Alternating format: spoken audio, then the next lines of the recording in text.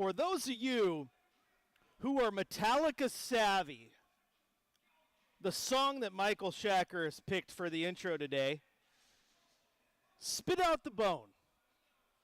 And it's fitting because that's exactly what the Blazers did last night. They ate their food and they spit the bone back on the plate and they walked away full. And no one expected them to do it. Everyone expected them to be like my kids. When you cook them dinner, they say they're hungry, they have one bite and they're done. They didn't even sit down for the entire meal. Not this Blazer team last night, man. They ate till they were full and upset the Boston Celtics in a way that nobody anticipated with a 114-108 victory. And that leads them to tonight, where they take on the Dallas Mavericks. Welcome into Blazers Game Day. Chris Burkhardt here with you, getting you ready for this matchup. First trip for Cooper Flag here to Rip City, and the Blazers looking to continue their one-game win streak. But, hey, is it a win streak at one? I think we can call it because it feels like it, because that win last night was absolutely incredible and improbable at the exact same time. Again, we talked about it in the pregame show yesterday, how the Blazers had struggled on this homestand with the loss to Detroit, where they had to claw back and fell apart late, the loss to Orlando, where they had to claw back and fell apart late, the loss to the Clippers, where they just got handled. And it wasn't going to get better against a Celtics team that came into the game 19-11, one of the best teams in the Eastern Conference. And even without Jason Tatum, still good. Still good. The return of Anthony Simons, all these storylines, here we go. And the Blazers, to their credit, did not shy away from the game. And like we saw against the Clippers, they came out with a little bit of energy. They're trying to push the tempo. The game was sloppy, though. In the first half alone, the Blazers had 16 turnovers, which was just one shy of their season average per game. And that was just the first half alone. But the Celtics, they were sloppy too. They had 10 turnovers, which was just too shy of their game average, because they lead the league in the fewest turnovers per game with 12. So it was sloppy, but the Blazers were doing what they needed to do. You love it. Donovan Clingan had a game, and Caleb Love had a game off the bench. And you were just kind of waiting for it. You were waiting for the moment where, okay, the Blazers just ran out of gas, because we've seen it happen over and over and over. And it almost did, because in the fourth quarter, here we go. Remember that game against Detroit? You get the lead with about 4 minutes left, and then it starts to fall apart. You turn over the ball, inbounds ball problems, or you're turning the ball over there. You're failing to hit your free throws. Well, that's what happened here. 103-100. Jaylen Brown goes up for a layup, elbows Deni Avdija in the face. They end up reviewing it. They call it a flagrant foul. Now, I'm going to tell you honestly, I didn't think it was a flagrant foul, but I will take the call. It sends Deni Avdija to the line for 2 free throws, and the Blazers get possession, but he misses the first one. And you can hear the crowd let out oh, no, here we go. And then he misses the second one. Now the Blazers have a possession because of the flagrant foul, and they fail to convert. They don't get a point. It remains a 3-point game. It could have been at least a 5-point game. It could have been an 8-point game if they would have hit both free throws and got a 3, but it didn't happen. It was a chance to really stretch that lead and feel comfortable, but you let it get away. Then 2-minute mark, you're trying to extend the lead. Deni Avdija goes down, little sloppy ball control, passes it to Donovan Clingan. It's a turnover. At the minute and 8-second mark, Shaedon Sharpe gets fouled. Misses the first free throw. Again. Oh, no. Here we go again. But he makes the second. It's 107-105. Celtics don't get a point. 48-second mark. Deni Avdija hits a 2. It's a 4-point game, 109-105. But then Derek White turns around, hits a 3, and it's 109-108 with 43 seconds left. And you're sitting here going, oh, no, here we go again. Now the Blazers get a possession, and I had complained throughout the game about Donovan Clingan getting offensive rebounds, which he did in this game phenomenally, but then instantly kicking the ball out top. Like I had posted it on social media. Grab the rebound and just go straight back up. Get the easy layup. You're 7 feet tall. Use your size. Well, with 22 seconds left in the game, that's what happened. The Blazers miss a shot. DC grabs the offensive rebound, instantly goes right back up. What happens? Converts the layup, gets fouled, and one. Hits the free throw. It's 112 to 108 with 22.4 to play. Huge, huge, huge bucket from Donovan Clingan. Celtics don't convert. Blazers get the free throws the rest of the way. They win 114 to 108. Huge performance. And again, at the end, it looked eerily similar, like it was going to go the same way of Detroit and Orlando, but big plays happened at the right time. Taking a look at the box score, Jaylen Brown was absolutely phenomenal. 37 points for the Celtics in this one, 7 rebounds, 4 assists. Jordan Walsh had 5 points, 12 points from Derek White. Peyton Pritchard had just 9 points. And then Anthony Simons off of the Celtics bench had 13 points, including 2 3-pointers. On the Trailblazers side of things, Tamani Kamara had 20 points, 4 rebounds, 3 assists.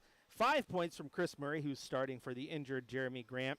24 points from Denny Avdia and 10 assists. 7 rebounds as well. 26 points from Shaden Sharp. Caleb Love with a huge performance off the bench. He had 18 points, 18 of the 21 Trailblazers bench points, the other 3 coming from Young Hansen. But the player of the game in this one for me was Donovan Clingan. 18 points, 18 rebounds, including 7 on the offensive glass, where the Blazers really, really needed them. Huge performance from DC, and you would hope he can continue and build upon that one tonight. It was nice to see minutes from Young Hansen as well, but Donovan Clingan showing up and showing out is exactly what the Blazers needed in this one. The Blazers also, to their credit, they adjusted in the second half, and that's what you like to see. Again, they had 16 turnovers in the first half, which is not good, but they turned around and they had just 4 turnovers in the second. A total 20 on the night, still above their average, but to go from 16 to 4 over that half is a huge improvement. It's 21 turnovers, so they had 5, but still a huge improvement. They also forced another 10 Boston turnovers, and Boston ends the night with 20 turnovers, and that was a team that came into the night averaging just 12. Again, the fewest turnovers per game of any team in the NBA, and the Blazers were able to kick them off their game a little bit. Boston had 21 second chance points to Portland's 19. They beat Portland in the paint 44-40, but it was also a night where Boston comes in as the team that takes the most threes in the league, makes the second most threes in the league, and in this one, they struggled from beyond the arc. They were 13 of 44, good for just 29.5% from beyond the arc. And when their entire offense is built on that and the shots not falling, it's going to be a rough night. Meanwhile, the Blazers shot 35% from the arc, which also isn't spectacular, but it is pretty good for your Portland Trail Blazers. The Blazers out-rebounded the Celtics 48-40. They had 26 assists to the 19 assists from Boston, and I do believe Boston is one of the worst teams in the league when it comes to assists per game, so that's not too surprising. But the turnover numbers, it was a bad first half and then a good second half. Their ability to turn that around, I thought was really good. And then, again, you can't talk about this game without talking about Donovan Clingan. He was absolutely incredible. He was absolutely incredible. And of course, my buddies who like to chime in on the text line and try to throw me off with their wrestling references said, I hope the Blazers sign the OTC. Well, they don't need the OTC because after last night, everyone inside Moda Center needs to point the one finger to the sky, and they need to acknowledge Donovan Clingan as the phenomenal center that he is. Acknowledge him. 18 points and 18 boards. Absolutely incredible as the Blazers pick up a much-needed victory against the Celtics and turn around and hope they can repeat that magic tonight against the Dallas Mavericks. This is Blazers Game Day. We're getting ready for that matchup against the Mavs tonight. We're going to take a quick break here, though. When we come back, we're going to head to the Coach's Corner, hear from head coach Tiago Splitter ahead of this game, and then continue to get you ready for Blazers versus Mavs, all right here on your home, the Blazers, Rip City Radio 620.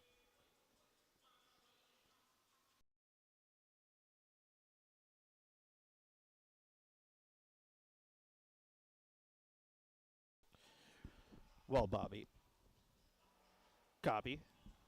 Well, Timmy, or Bobby, whichever one I want to call you.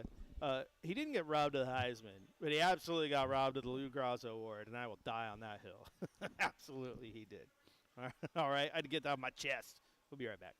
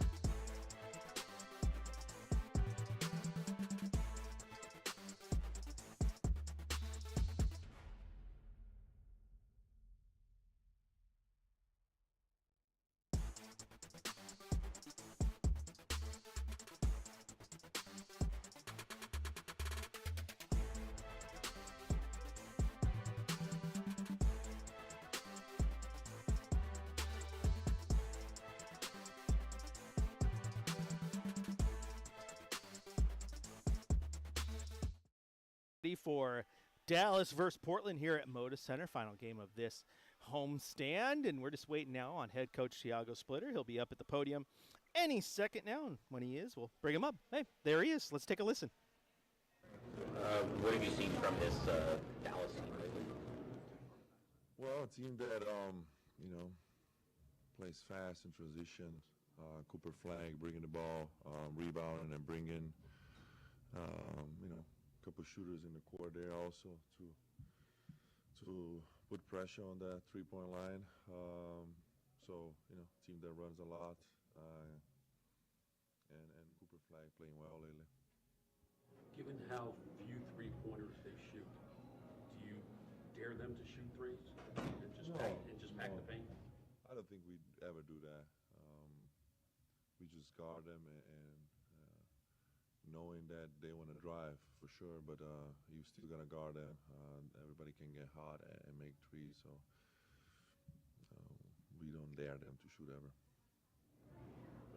How's Matisse doing? We haven't really heard anything about him, and I think it was like a 4 to 6 week timeline on his hand. Yeah. Not there yet. I want to give you guys good news, but not there yet. So that's all I can tell you. What is the difference that you've seen on tape from Flag over these last few games as opposed to when you played him in November? Confidence. I think he played well against us. I know before that game he was kind of like, still trying to figure out his role and how to. But right now he's, playing a lot of pick and rolls, bringing the ball, shooting the ball, doing pretty much everything. But then when you have that amount of shots and the confidence, you just flourish, right? That's what you see from him right now.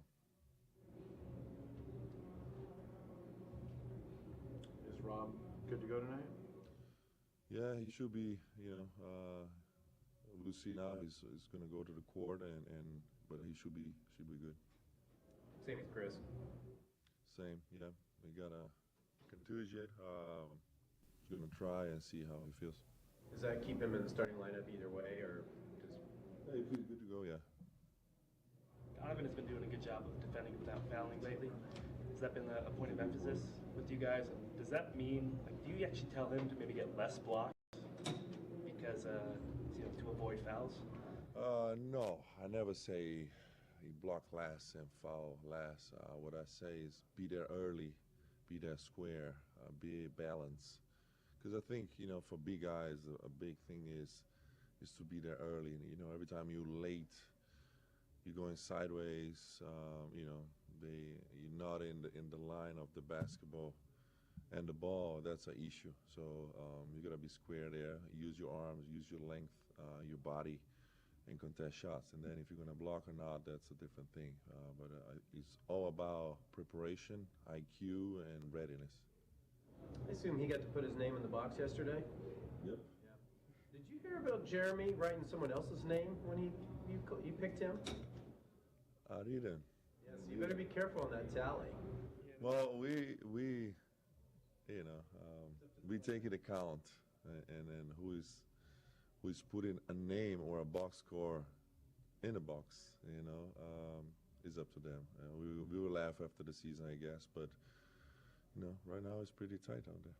So is the current tally City 1, Tumani 1, Donovan 1, Rob 1? If Jeremy put Rob's name in?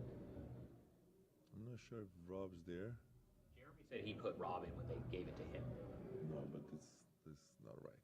It's just no, it doesn't matter. It doesn't matter. It doesn't matter. Your own tally off. No, we are counting. Okay. We are counting. Well, you should. I have one of the assistant counting, so. And that's sort of a group call in the coach's office there. You guys each get a vote? Yeah, it's kind of like, finish game. And we kind of like vote. What do you guys think?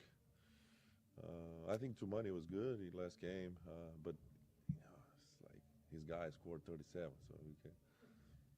But Tumani's always got the toughest one, so probably got to give him a break. So. All right. Thanks, Diego. Thanks, Diego. Thanks, Diego. Nice haircut. And there you hear from head coach Tiago Splitter, and I like that question about DC and being not fouling as much. I mean, obviously, a coach is never going to tell a player, hey, don't go for as many block shots because you don't want you to foul. Like, you want him to be aggressive. But I liked his answer to how he talks to DC. Be there early, be there square, be balanced. And talking about how for big men, if you're showing up late, it's hard to adjust, and you're probably going to get those foul calls against you. You got to be there early and be in a good spot, and that makes sense. It makes sense to hear that. So I like hearing that from head coach Tiago Splitter there, because again, like I said, it makes absolute sense. You got to be there ready. You got to be ready to go, and understand the intelligence part of that absolutely matters as well. Now, he talked about Cooper Flagg and how good he's been. Cooper Flagg's been very good as of late. He started the season a little bit slow, getting into his footing now. Keep in mind, 19 years old. He's averaging 19.5 points, 6.4 rebounds, 3.9 assists, 1.2 steals. Not a great three-point shooter, shooting just 28% from beyond the arc. But he's finding ways to impact the game. He's been, as advertised, again, just took him a little bit of time to get going. In the team's last game, which was 2 nights ago against Sacramento, he had 23 points, 5 assists, 6 rebounds. He had 27 points against Golden State at Denver, or against Denver. He had 33 points, just 16 against New Orleans. But Philly, he had 24 points against Philadelphia. So he's finding ways to get it going as of late, and you give him some credit for that. And Coach said, last time we played him, he did have a good game, and he did. The last time these two played, if you remember, it was in Dallas. Dallas won 138-133 in overtime. Outscored the Blazers 33-24 in that fourth quarter to force overtime. And Cooper Flagg, he had 21 points, 8 rebounds, 5 assists. He had a steal, 2 block shots. He was 9 of 16 from the floor, including 1 of 3 from beyond the arc, and that was a game where no Anthony Davis in that game either, and P.J. Washington played well. Daniel Gafford had 20 points. Brandon Williams had 15 points. So Dallas will find ways to get you going. Williams is probable for today's game, but he is dealing with a left calf contusion. He's been listed as day-to-day. Anthony Davis also listed as day-to-day, but he was present at Monday's shoot-around, so that was today's shoot-around. We'll see if he ends up being a go or not. But the Blazers will definitely, understand that this is a Dallas team that, even though they may be one of the worst teams in the Western Conference, they're in there, they're battling, they're finding ways to play better basketball as of late. And of course, Cooper Flagg has kind of found his stride. And the thing is, he's only going to get better. He's nowhere near his ceiling yet. Still a young kid who's learning things out. But this is a Dallas team that has 12 wins on the season, so just one less than the Blazers. They have lost 2 in a row, but 4-6 in their last 10, and it sounds eerily reminiscent of how the Blazers have played. Blazers also 4-6 in their last 10. They have won 1, so they ended that little bit of a losing streak. But this is a game like the Sacramento one that is crucial. It's the difference between putting a little bit of space between you and Dallas, or having Dallas come creep back on you and be right there in the mix for the 10 seed. And if you're the Blazers and you're a play-in team like you think you are, this is the type of game you want to win. And we get, the comments wanting to know our keys to the game. We'll tell you our keys to the game eventually as we continue to break this one down. And as Elijah says in the chat, hey, no Luka tonight for Dallas, which is factual. That is a fact. Still feels kind of weird. I liked him better in a Dallas jersey, but that's just me. Even though, he came in here early in his career and hit that game winner right in the corner. Oh, my gosh, Luka Doncic is so good. He's way too good. And he's in L.A.? Why? Why does L.A. have to get nice things? I don't like that. All right, this is Blazers Game Day. I'm your host, Chris Burkhardt. If you want to join the conversation, youtube.com is one way. Just head there and type in Rip City Radio, and you'll pop up our channel. You can also hit us up on the brand new Rip City Radio text line. Just text 88528. And, of course, 503-248-0620 is the telephone number. We're going to take a quick break here on Game Day. When we come back, we're going to take a look at this Dallas team a little bit closer, what we can expect for the Trailblazers tonight. We will get to those keys to the game all right here on your home of the Blazers, Rip City Radio 620. Hey, good morning. You're heading to the airport, right? Yep, thanks for checking. I like the car. How long have you been a rideshare driver? About 3 years now. I really enjoy it.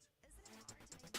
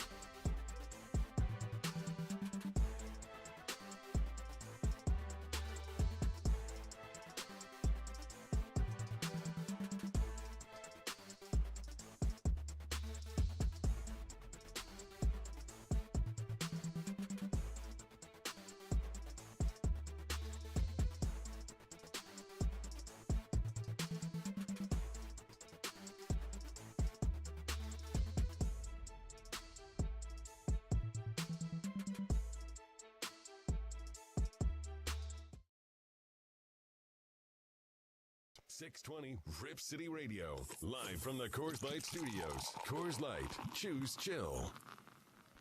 Welcome back into Blazers Game Day. Chris Burkhardt here with you, getting you ready for tonight's game against the Dallas Mavericks. If you want to join the conversation, youtube.com, just type in Rip City Radio or hit us up on the text line, 88528. And you can do so there. Just send us a text. And I'm still laughing at the OTC reference because I didn't even grab it, but then that texter texts me back. It's like the ODC.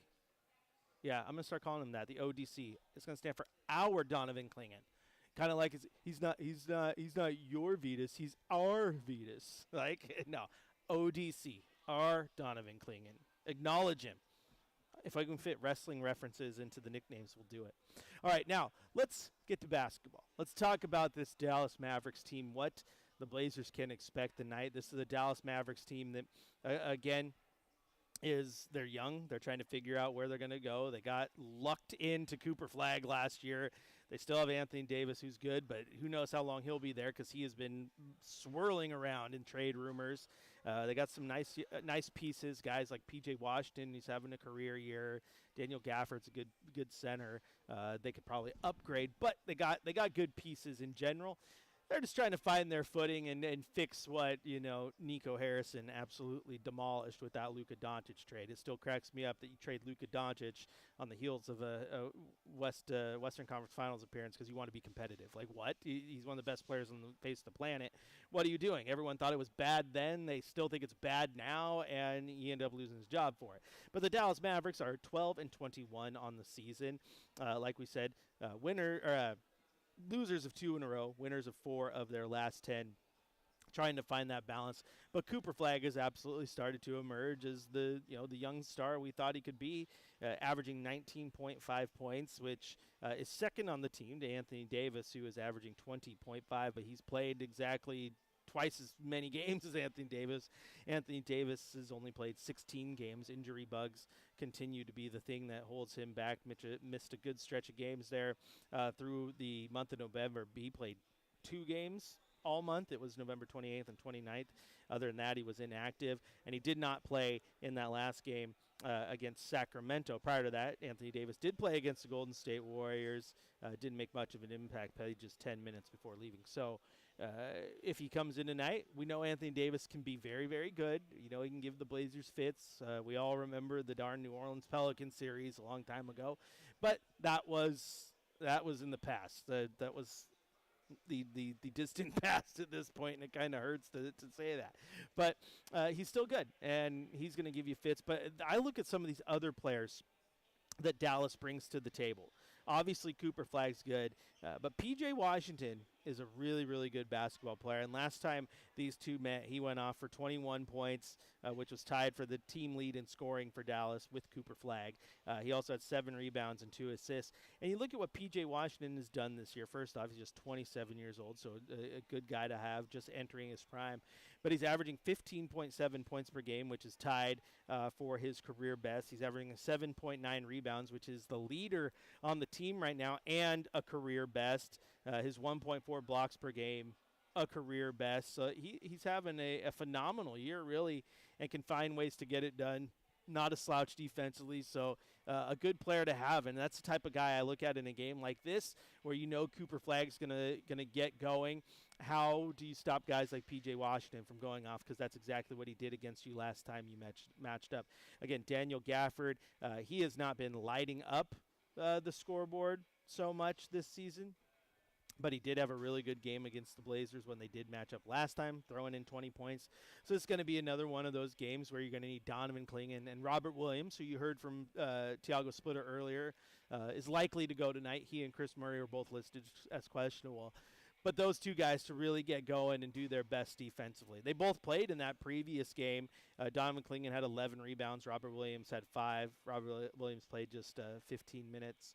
But you'd like to get them going against those guys and not let Daniel Gafford go 6 of 8 from the paint and 8 of 10 from the free throw line. Didn't take or make a three-pointer, but was getting everything he needed to do down low. And that goes back to that question earlier about, getting in foul trouble.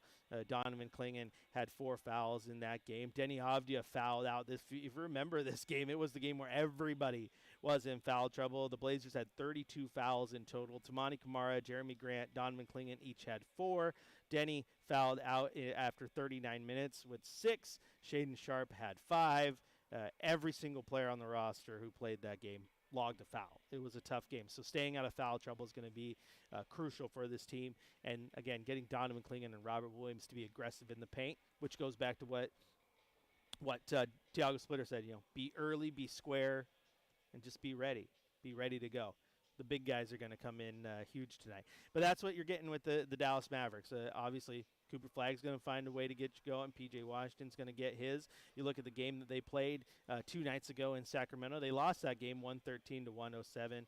Daniel Gafford had 11 points. P.J. Washington had 17. Cooper Flagg had 23. So those guys who were going to got going. And then Klay Thompson chipped in 14. And that's another one you have to watch out for because he is not the Klay Thompson of old. He's averaging just 11 points per game right now. But if he gets hot, he gets hot. And he's not shooting at the exact same clip that we once saw in Golden State. But again, if he gets hot, the shot's still there. You don't got to worry about it too much. You got to worry about how to defend it when it does get going. He's like NBA Jam. Like he's on fire. And if he's on fire, you're in trouble. Now, go back to Dallas's last win, which was against a very good Denver Nuggets team. And they were able to pull that game off, even though Nikola Jokic had a 29-point, 14-assist double-double, finished 3 rebounds shy of that triple-double. Jamal Murray, 31 points, 14 assists. Those two guys were on fire. But for Dallas, Anthony Davis was playing in that game. Like we said, he's played a few, missed a few. He's only played 16 games for them this season. But in that game, 31 points, 9 rebounds, which was phenomenal. Najee Marshall had 15, 33 points from Cooper Flagg. Ryan Nebhart had 11. Jaden Hardy had 10.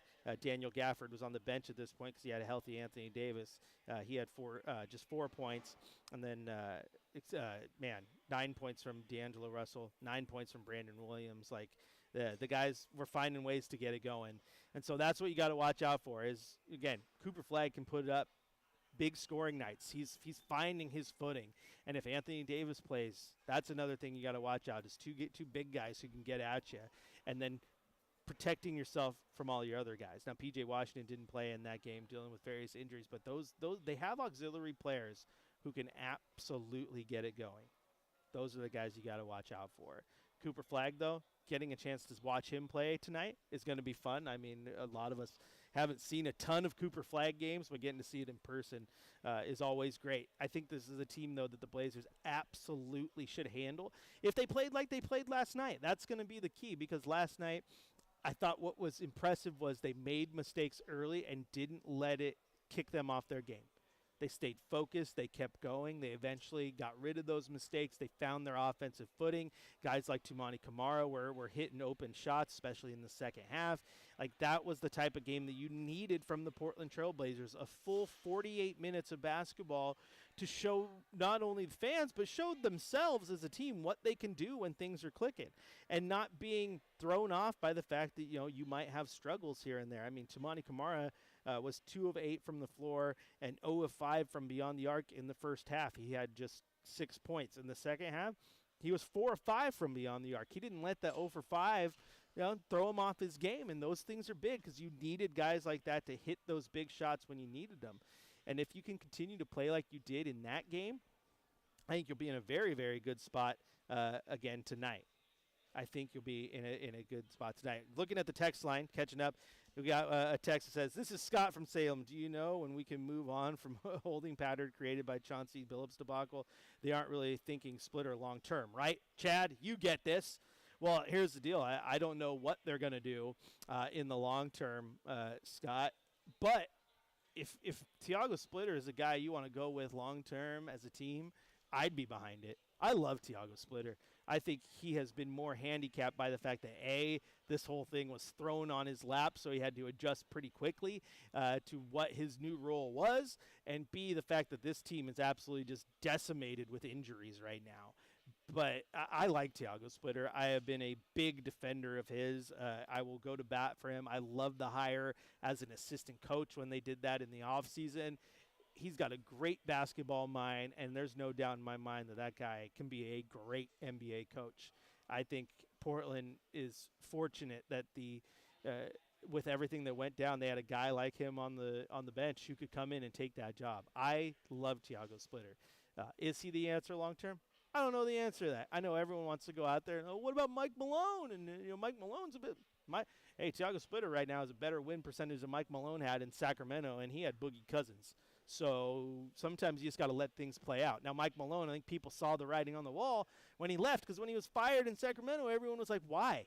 That guy's going to be a good coach. Why are we firing him? Goes to Denver, wins him a championship after a few years. Tiago Splitter, again, I think that he's great. I think he's going to be a good coach in this league, and if that's with Portland, that's awesome. That's awesome. Rebounds, no open threes, make free throws. Another texter, that's their keys to the game.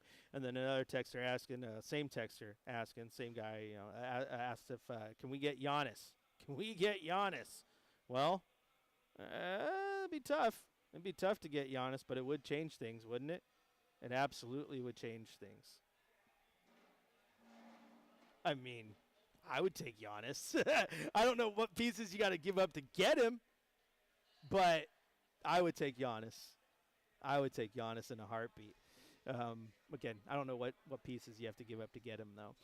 But no, that's my take on Tiago, Scott, and thanks for the comment. But yeah, I like Tiago, and I don't know what other coaches are going to be out there if once this whole Chauncey Billups stuff wraps up. I know obviously there's still plenty of legalities to follow that the Blazers have to deal with as well. But right now, I just want to keep seeing what Tiago does, and he has the ear of the locker room. I know that, and it's just the talent thing. Sometimes you get out talented some nights.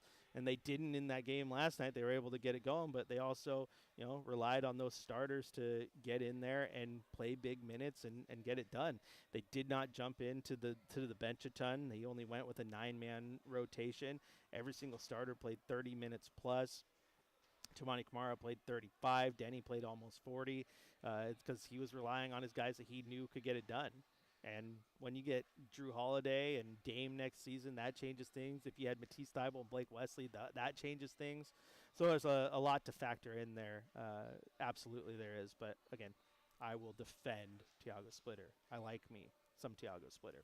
All right, this is Blazers Game Day. I'm your coach. I'm not your coach. I'm your host, Chris Burkhardt. And if you want to join the conversation, 503-248-0620 is the telephone number. 88528 is the text line.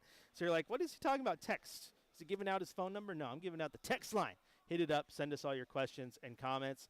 And then, of course, you go to youtube.com and type in Rip City Radio and join the chat there. But our texter who sent that thing in. Rebound, make free throws, don't leave three-point shooters open. Seems pretty simple. Seems pretty simple. Tiago Splitter, you're right. And the thing about Tiago, too, is that tree he comes from. I mean, the playing for Coach Popovich and being in that Spurs system, that's something. That is definitely something. So you could tell. Like, you could tell when you sit there and listen to him talk. Yeah, he has that Spurs mind, and it definitely lets you know that he has that Spurs mind. And as our texters and YouTube chatters point out, he's an NBA champion too. A little bit of experience there. Oh man, you want to read this one? In that year that San Antonio won the championship, they beat Miami. They started in the first round against the. I got to go back and look through some photos because they started out that playoff series. They played against the Portland Trailblazers, and I went to those games in San Antonio. It was the first time I traveled with the team. Tiago Splitter averaged 6.8 points and 5.8 rebounds in those 5 games against the Blazers. and the Spurs won the series 4-1. All right, we're going to take a quick break here on Game Day. When we come back, it's time for our keys to the game. What do the Blazers need to do to pick up a victory over this Dallas Mavericks team? I will let you know after the break here on your home of the Blazers, Rip City Radio 620.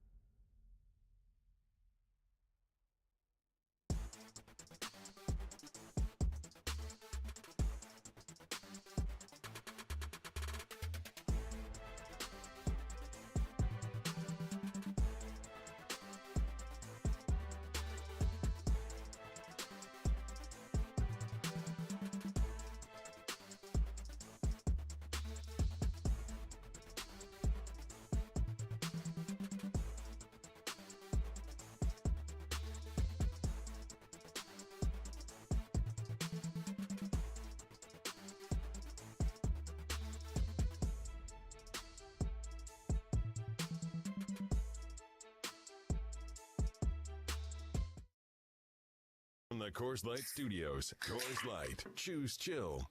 Welcome back into Blazers Game Day. Chris Burkhardt here with you. Time now for our keys to the game. What do the Blazers need to do to get a victory over the Dallas Mavericks? And you heard Coach talk about it earlier. It's, you don't let them shoot a ton of threes just because they're bad, but keep in mind that this Dallas Mavericks team comes in and they are 26th in the league in three-point attempts. They only take 32.2 per game, which is about 10 less than what the Trailblazers average. And then they also come in, Dallas, averaging just 10 makes from beyond the arc. So they don't take a lot, they don't make a lot, and three-point percentage-wise, they are 28th in the league. They shoot just a sliver better than the Blazers. In fact, the Dallas Mavericks are 33.7%, while the Blazers are 33.4. So understand that they aren't going to take a lot, they aren't going to make a lot, but that does not mean that you can keep guys like Klay Thompson open or Cooper Flagg open, even though he doesn't shoot a great percentage, because these are NBA players. So understand that don't look at the stats and go, hey, they don't shoot well from there, let's leave them open, because, again, they got guys like, don't leave Klay open. That seems self-explanatory. But you could also argue, Brook Lopez, he hadn't made 9 3-pointers in his career either, and they just kept leaving him open, and that's what happened. So play defense at the arc, even though they're not a great three-point shooting team, because you don't want it to bite you in the rear end. This is also a kind of a matchup on the glass of strength on strength. So defensively, on the defensive glass, Dallas is 4th in the league at 34.5 rebounds, which is a great number to have. Meanwhile, the Blazers 3rd in the league on offensive rebounding, 14.2. So the battle here will be which one of those is going to give. So if you look at the game last night, Donovan Clingan, absolutely phenomenal. 18 rebounds, 7 of them on the offensive glass. None more important than that final one where he goes up, gets the layup, and the and one. So be aggressive on the offensive glass tonight, because Dallas is going to be very aggressive on the defensive glass, and you want to try to get those second chance points. Also, do not force the issue. Be smart with the way you play this game, and be smart with how you pass the ball. Understand that the Blazers are definitely going to want to get downhill, but you look at that Celtics game, especially that first half, so many of those turnovers were just sloppy turnovers where the Blazers weren't even really trying, and they were making passes they shouldn't have been making. The passes were soft passes that were easy to cut off, and it led to that, 16 turnovers in the first half. Tonight you're playing against a Dallas team that does not steal the ball a lot. They are 24th in the NBA in steals per game at 7.8, which is just one more than Washington, who is last in the league. So understand that they're not going to force a ton of turnovers on you, so you have to be smart with how you handle the ball and don't give them freebies, because they gave way too many freebies to the Boston Celtics. Don't give Dallas those freebies. And then, because one of our texters said it earlier and we saw it in the chat, plain and simple, hit your free throws. Just hit your free throws. That's what I want to see. I don't want to see Denny Avdia go to the line for 2 free throws because a flagrant foul was called and missed both of them. I just need you to hit your free throws, get to that point where that no longer feels like it's just the massive bugaboo that it is, because it hurts a little bit. It hurts a little bit.